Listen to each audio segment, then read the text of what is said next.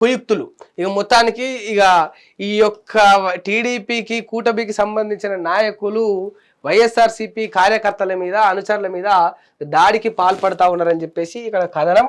బలం లేకపోయినా బరిలోకి దిగి కార్పొరేషన్లు మున్సిపాలిటీల్లోకి ఇక పొగాకు కుయుక్తులు అంటే వీళ్ళందరూ కూడా వైఎస్ఆర్సీపీ కార్పొరేటర్ల బస్సు అద్దాలను పగలగొడుతున్న కూటమి గూండా. తిరుపతిలో వైఎస్ఆర్సీపీ కార్పొరేటర్లను కిడ్నాప్ చేసి కారులో తీసుకెళ్తున్న కూటమి గూండాలు. అయితే వాస్తవానికి ఒక్కటి మాట్లాడుకోవాలి ఇక్కడ ఖచ్చితంగా, ఈ రకమైన దాడులు చేయడం తప్పు.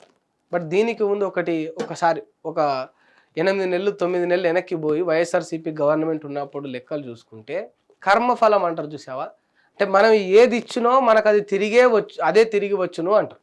మనం ఏదైతే తిరిగి ఇస్తామో మళ్ళీ తిరిగి మనకు అదే వస్తుంది, దాన్ని కర్మ సిద్ధాంతం అంటారు. దాన్ని అందరూ కూడా బిలీవ్ చేయరు, చేయాలని రూల్ కూడా లేదు.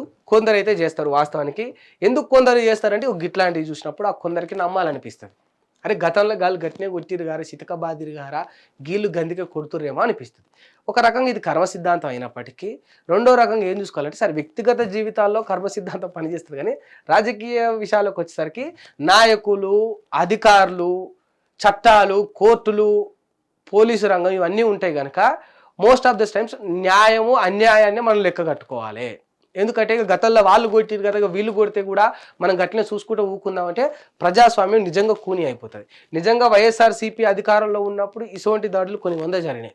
ఇదే వేదికగా మనం కూడా ఆ దాడులను కూడా చదివినాం.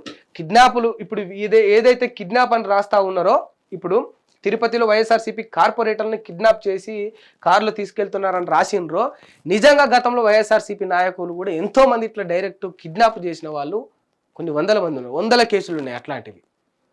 అట్లాంటి 100 కేసులు ఉన్నాయి. మరి మీరు కూడా మీ హయాంలో గవే చేసిండ్రు, చేసేది లేకుండే. కాకపోతే మరి తోటోడు తొడగోసుకుంటు కదా నేను మెడగోసుకుంటా అనడం కూడా సమంజసం కాదు. దయచేసి గుర్తుపెట్టుకోండి, ఇది ప్రజాస్వామ్యం. ఇక పగలు తీర్చుకుంటూ పోతా, కొట్టుకుంటూ పోతా, చంపుకుంటూ పోతా, గతంలో నాకు అన్యాయం జరిగింది ఇప్పుడు నేను తిరిగి అన్యాయమే చేస్తా అనుకుంటే తప్పు.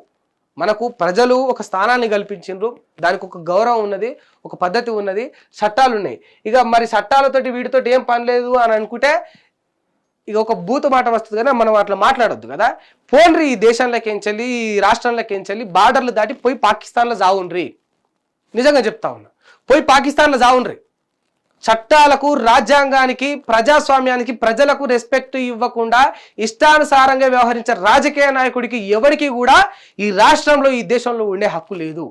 ఎవరికి కూడా లేదు. గతం వాడైనా, ఇప్పటి వాడైనా, రేపు వచ్చేవాడైనా